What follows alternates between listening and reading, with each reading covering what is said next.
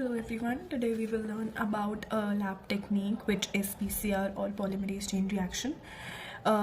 It is a technique which is used for the amplification of DNA, that is to make multiple copies of the DNA fragments. So this technique was first developed by Kary Mullis in 1983 और इस technique को enzymatic replication of DNA भी बोलते हैं because an enzyme is used which is a thermostable DNA polymerase जो कि एक high temperature पे वर्क करता है और ये एंजाइम टैग पॉलीमरेज है. थर्मोफाइल से आइसोलेट किया है थर्मस एक्वाटिकस और ये हॉट स्प्रिंग्स और थर्मल वेंट्स में ग्रो करता है. सो पीसीआर एक इन विट्रो टेक्निक है जो पीसीआर ट्यूब्स और पीसीआर वाइल्स में रिएक्शन मिक्सचर लगाते हैं और ये एक थर्मोसाइक्लर पीसीआर मशीन में एम्प्लीफिकेशन होता है डीएनए का. तो basically the aim of PCR is to make the enough copies of the target DNA that can be analysed for various purposes such as sequencing or phylogenetic analysis, and the amplified DNA is visualized by gel electrophoresis, and PCR can also be used to amplify DNA which can be further used for cloning purposes.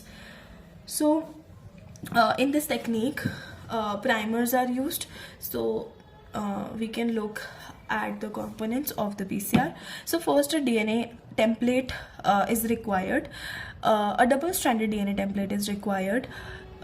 This template has that specific segment of DNA which we want, that is which is to be amplified.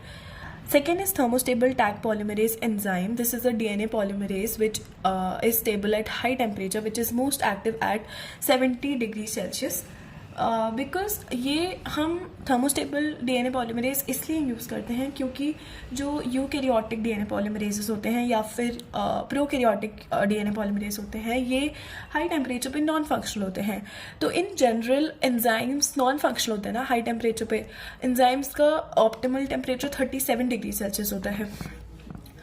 तो but DNA का जो denaturation होता है वो बहुत ही high temperature पे होता है, 94 डिग्री सेल्सियस पे होता है. तो हमें एक ऐसा एंजाइम चाहिए होता है डीएनए को सिंथेसाइज करने के लिए जो कि हाई टेम्परेचर पे भी वर्क करे और हाई टेम्परेचर पे डीनेचर ना हो, क्योंकि एंजाइम्स तो प्रोटीन्स होते हैं ना, तो प्रोटीन्स तो हाई टेम्परेचर पे डिग्रेड हो जाते हैं, डीनेचर हो जाता है. तो इसीलिए हमें एक ऐसा एंजाइम चाहिए जो हाई टेम्परेचर पे भी वर्क करे. तो हम थर्मोफाइल्स से ये एंजाइम आइसोलेट करते हैं और ये एंजाइम यूज़ करते हैं. हम टैग पॉलीमरेज भी यूज़ करते हैं, पीएफयू डीएनए पॉलीमरेज भी यूज़ होता है जो कि पायरोकोकस फ्यूरियोसिस से आइसोलेट किया गया है. ये भी एक थर्मोफाइल है.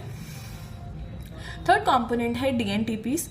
डीएनटीपीस बिल्डिंग ब्लॉक्स होते हैं डीएनए के, जो कि डीएटीपी, डीसीटीपी, डीटीटीपी और डीजीटीपी होते हैं. कैसे ये ऐड होते हैं to the growing chain of the DNA which is complementary to the template DNA. Suppose हमारा जो template DNA है, मान लो ये है हमारा ATCG TACG और ये 3', ठीक है. तो हमारा प्राइमर जाके मान लो, प्राइमर वैसे बड़ा टेम्पलेट होता है तो मैंने एज एन एग्जाम्पल छोटा टेम्पलेट लिया है. प्राइमर्स मान लो यहाँ पर अटैच हो गए, हमारा प्राइमर इससे कॉम्प्लीमेंट्री अटैच हो गया. यहाँ पे हमारा DATP, DGTP, DCP और DTTP का मिक्सचर है. ये डीऑक्सी न्यूक्लियोटाइड ट्राइफॉस्फेट्स का मिक्सचर है हमारे पास. अब यहाँ पर इसमें से एक एक जाके अटैच होगा डिपेंडिंग अपॉन कि टेम्पलेट डीएनए में कौन सा न्यूक्लियोटाइड प्रेजेंट है. सपोज यहाँ पर हमारा A प्रेजेंट है. अब ये इसका 5' हो गया ना और ये 3' हो गया, तो यहाँ से सिंथेसिस होगी. 5' to 3' सिंथेसिस होती है हमेशा. तो अब यहाँ पर A है तो यहाँ पर T जाके अटैच हो जाएगा, ठीक है, कॉम्प्लीमेंट्री. यहाँ पर T है तो यहाँ पर जाके A अटैच हो जाएगा और हमारा पायरोफॉस्फेट निकल जाएगा, ठीक है. ये हम दूसरी रिएक्शन में पढ़ेंगे. यहाँ पर G है तो इसकी कॉम्प्लीमेंट्री हमारा C जाके अटैच हो जाएगा, यहाँ पे C है तो हमारा G जाके अटैच हो जाएगा. T है तो A और A है तो हमारा T. ये हमारा कंप्लीट हो गई हमारी चेन, ठीक है। तो ऐसे ही ये डीएनटीपीस का एडिशन होता है to the growing chain of the DNA.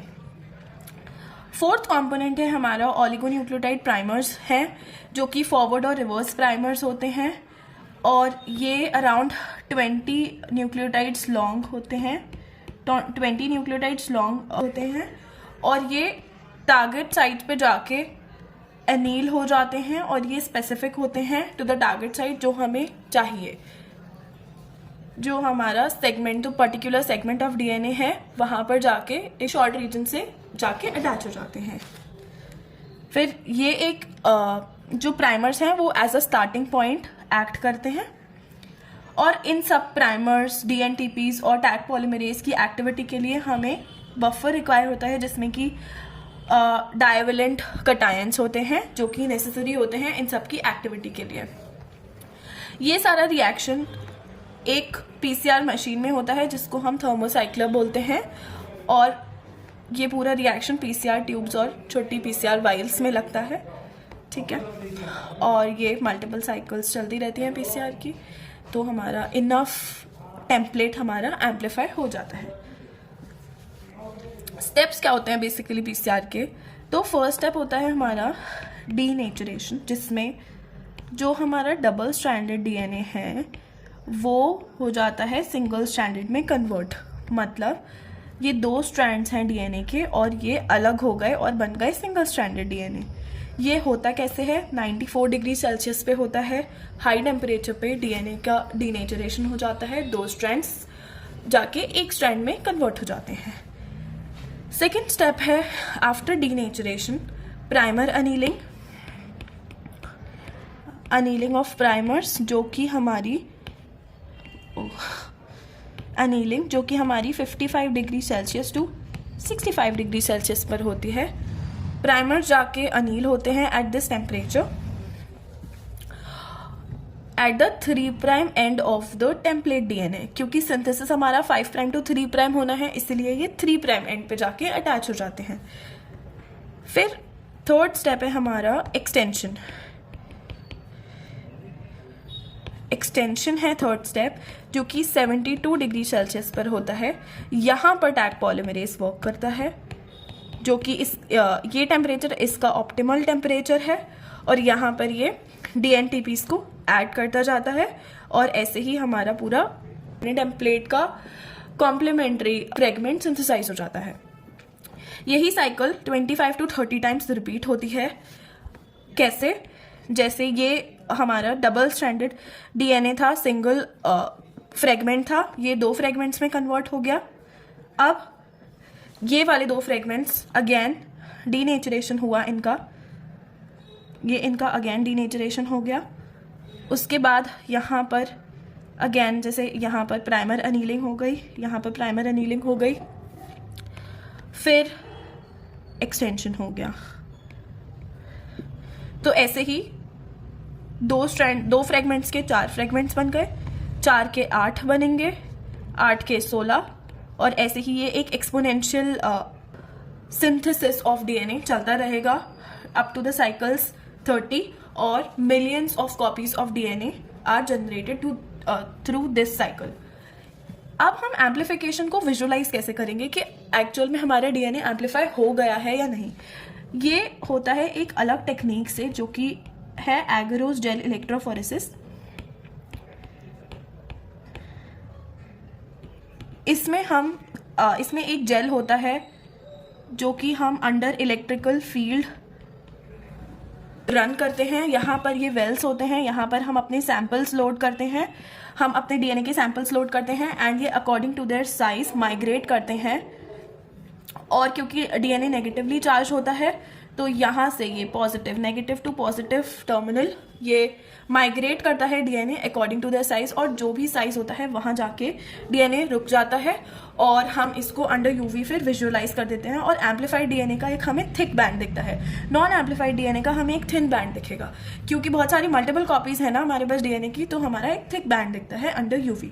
और ये अंडर यूवी क्यों दिखता है? क्योंकि हम इसमें जब जेल बनाते हैं तब हम ETBR डालते हैं, इथिडियम ब्रोमाइड, जो कि ETBR intercalates in between the nucleotides of the DNA, और फिर हम इसको UV के अंदर विजुअलाइज कर सकते हैं. इसके बारे में हम डिटेल में नेक्स्ट वीडियो में लेंगे. अभी के लिए this was all about PCR, and if you like my video please subscribe. Please comment if you want another video or a detailed video of agarose gel electrophoresis or any other technique. So thank you so much. This was all about today, and okay, bye bye, take care.